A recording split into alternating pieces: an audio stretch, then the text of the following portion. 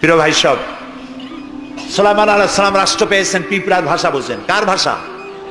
পিঁপড়ার রাজা আছে না, চেনেন পিঁপড়ার রাজা? মাঝে মধ্যে পরিচয় করেন পিঁপড়ার রাজা কার। মাথাটা মোটা, পিঁপড়ার রাজা আমরাও বলি। পিঁপড়ার রাজাকে হাতে নিয়েছেন, ডান হাতে। সূরা আন-নামলে আল্লাহ তাআলা বলছেন, পিঁপড়া কথা বলতেছে। পিঁপড়া বলছে তার দলবলকে, সুলাইমান আলাইহিস সালাম আসতেছে তার সৈন্য সামন্ত নিয়ে, পায়ের তলায় পিষ্ট হয়ে মরে যাবি, সব গর্তে লুকা। তিনি পিঁপড়া হাতে নিয়ে কথা বলতেছিলেন পিঁপড়ার সাথে। সুলাইমান আলাইহিস সালাম কথা বলছেন পিঁপড়ার সাথে। এখন পিঁপড়ার ভাষা আমি বুঝি, এতে একটা অহংবোধ সৃষ্টি হতে পারে। পিঁপড়ারও ভাষা আমি বুঝি। নবুয়তের শান দেখুন, পিঁপড়ার ভাষা বুঝতেছেন, সেখানে তিনি বিনয়ী হয়ে গেলেন আল্লাহর সামনে। তিনি বললেন, রব্বি আউজি'নি আন আশকুরা নি'মাতাকাল্লাতী আন'আমতা আলাইয়া ওয়া আলা ওয়ালিদাইয়া। আয় আল্লাহ তাআলা, তুমি আমাকে ওই পরিমাণ শুকর আদায় করার তৌফিক দাও আমাকে, যে পরিমাণ নিয়ামত তুমি আমাকে দান করেছো। ওয়া আলা ওয়ালিদাইয়া, এবং আমার মা-বাবার প্রতি যতটা নিয়ামত তুমি আমাকে দিয়েছো। ওয়ান আমালা সালিহান তারদাহু, আর আমাকে এমন আমল করার তৌফিক দাও যাতে তুমি খুশি হও। ওয়াদখিলনি বিরাহমাতিকা ফি ইবাদিকা সালিহিন, আর আল্লাহ আমাকে ইবাদে সালেহের মধ্যে শামিল করে দাও। সুবহানাল্লাহ। প্রিয় ভাই সব, আমার মূল বক্তব্য ছিল এই সব সচ্চরিত্রবান সুপার কোয়ালিটির মানুষ আল্লাহর নবীরা মার খেলেন কেন? শুধুমাত্র দাঁত মাজা, সুরমা লাগান, দাড়ি লাগান। আমি যদি আপনাদের বলি সবাই দাড়ি রাখবেন, আপনারা কি আমার মারতে আসবেন? কেন মারবেন? আমি তো খারাপ কথা কিছু বলিনি, এই জন্য মারামারি হয় না। মারটা হইল কেন? মার হয়েছে এই কারণে নবীরা বলেছেন লা ইলাহা ইল্লাল্লাহ, আল্লাহ ছাড়া কোনো ইলাহা নাই, আইনদাতা নাই, বিধানদাতা নাই, একমাত্র আইনদাতা তিনি।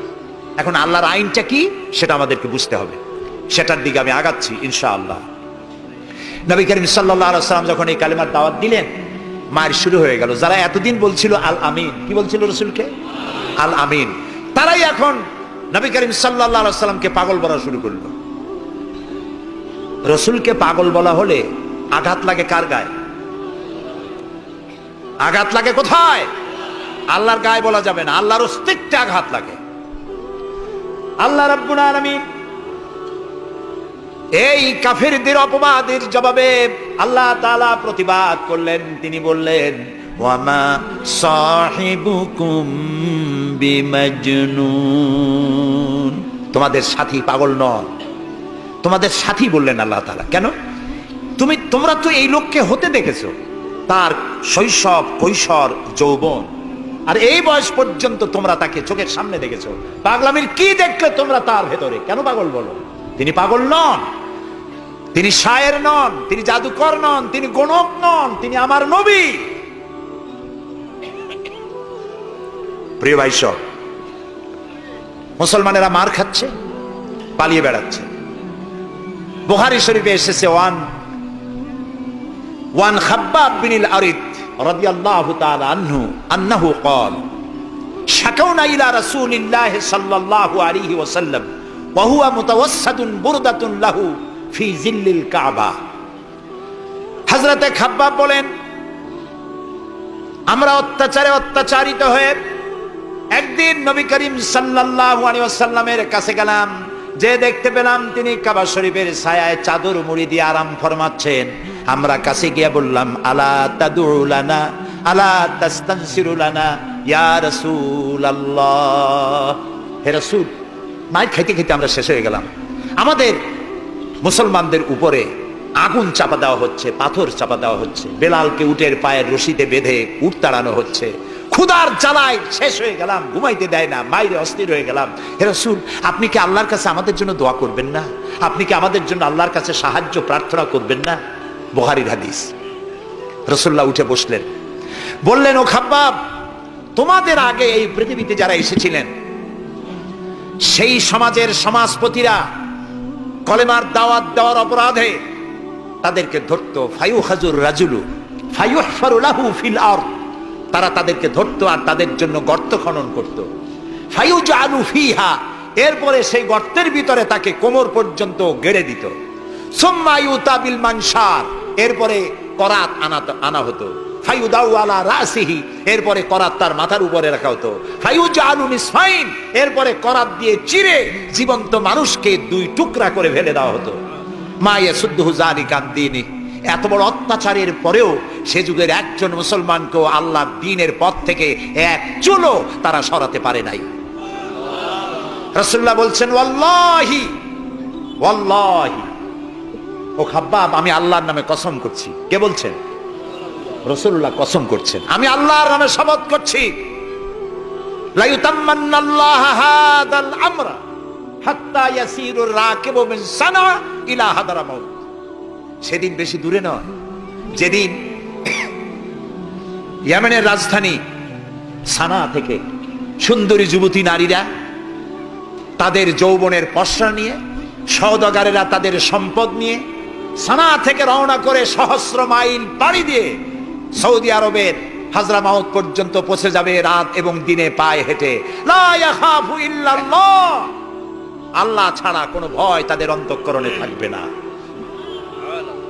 আবেজ্জুবা আলা গানামি, তবে হ্যাঁ এটা ঠিক, লা ইয়াখাফু ইল্লাল্লাহ যদি বলা হয় আর কিছু না বলা হয়, তাহলে তো বোঝা যাবে যে বাঘ এবং সিংহরও ভয় থাকবে না। নবীর কথায় কোনো ফাঁক থাকে না, আল্লাহর কথায়ও ফাঁক থাকে না, নবীর কথায়ও ফাঁক থাকে না। একজন ইলেম কালাম কম যখন ওয়াজ করতে যাইতো, লক্ষ্য করতো যে সেখানে কোনো আলেম আছে নাকি। আলেম থাকলে অল্প কথা বলে শেষ করে দিত। তা আলেম আছে কিনা এটা পরীক্ষা করার জন্য বলছে যে ভাইরা আমি আজকে একটা পাতা আর ওয়াজ করবো, একটা পাতা, এবং তার ব্যাখ্যা এবং বিশ্লেষণ আমি আপনাদের সামনে আলোচনা করতে চাই। জনগণ বলেন আমরাও শুনতেই চাই, বলুন পাতার ব্যাখ্যা কি। তিনি বলছেন এমন একটি পাতা, এটি যদি মাটিতে পড়ে বাঘ হয়ে যায়, আর যদি পানিতে পড়ে কুমির হয়ে যায়। একজন দাঁড়ায় বলল, হুজুর বুঝলাম এই পাতার ফজিলত এমন, মাটিতে পড়লে বাঘ হয়, পানিতে পড়লে কুমির হয়, কিন্তু পাতাটি যদি অর্ধেক মাটিতে অর্ধেক পানিতে পড়ে তাহলে কি হবে? উনি বুঝলেন যে এখানে তো আলেম আছে, কাজী আমার ওয়াজ এখানে শেষ করি। ওয়া আখিরু দাওয়ানা আলহামদুলিল্লাহি রাব্বিল আলামিন। কথার মধ্যে ফাঁক থাকলে এরকম হয়, কিন্তু আল্লাহর কথা নবীর কথায় কোনো ফাঁক নাই। লা ইয়াখাফু ইল্লাল্লাহ, আল্লাহ ছাড়া কোনো ভয় থাকবে না। কিন্তু গরু ছাগল ভেড়া নিয়ে যাইতে গেলে যদি জঙ্গলের বাঘ আক্রমণ করে, সে ভয় কি থাকবে না?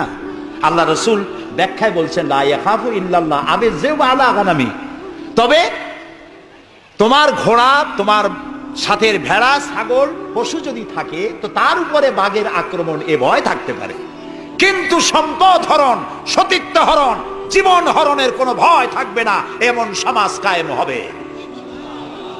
লা ইয়াখাফু ইল্লাল্লাহ ওয়ালাকিন্নাকুম তাস্তাজিলুন, তবে তোমরা খুব তাড়াহুড়ো করছো, একটু সহ্য করো, একটু ধৈর্য ধরো।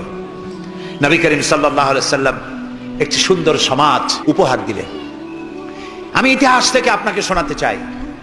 রাসূলুল্লাহ ইন্তেকাল করেছেন, ঐতিহাসিকরা লিখছেন মদিনার এক যুবতী নারী কি সমাজ কায়েম করে গেল শোনেন।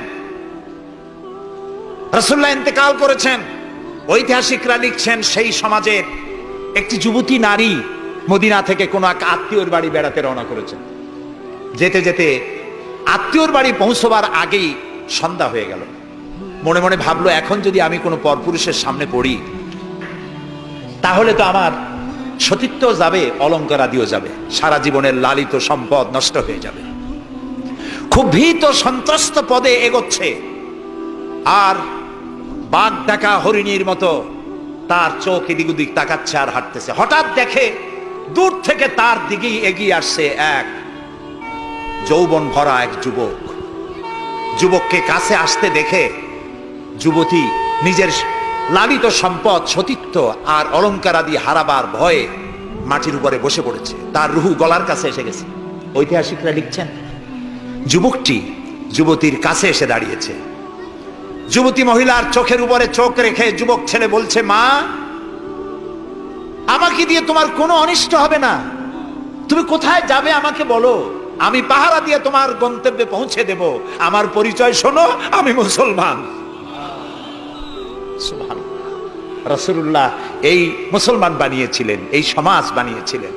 তাই আমি আফসোস করে বলি, মরা মানুষ জিন্দা হওয়ার কোন সুন্নত যদি থাকতো, আর একজন সাহাবী যদি আজ জিন্দা হতেন, আর আমাদেরকে যদি দেখতেন তাহলে চিৎকার দিয়ে বলতেন আল্লাহর কসম, রাসূলুল্লাহ দামদার মোবারক শহীদ করে সাহাবীরা জীবন দিয়ে যে মুসলমান বানিয়ে রেখে গিয়েছিলেন, আল্লাহর কসম এগুলো সেই মুসলমান না। আমাদের চরিত্র এই পর্যায়ে পৌঁছে গেছে। রাসূলুল্লাহ সাল্লাল্লাহু আলাইহি ওয়াসাল্লাম ইসলাম দিয়ে মানুষকে একটি সুন্দর সমাজ দিয়েছেন। ইসলাম মানেই শান্তি। বলেন তো ইসলাম মানে কি? বলেন না, অর্থ কি? শান্তি। তবে শর্ত সাপেক্ষে, যারা আনুগত্য করবে তাদের জন্য শান্তি। আমরা একজন আরেকজনের সঙ্গে দেখা হলে কি বলি? আসসালামু আলাইকুম। যারা প্রত্যেক দিন প্রতি মুহূর্তে একজন আরেকজনকে সালাম দেয়, সেই জাতি কোনোদিন সন্ত্রাসী হতে পারে?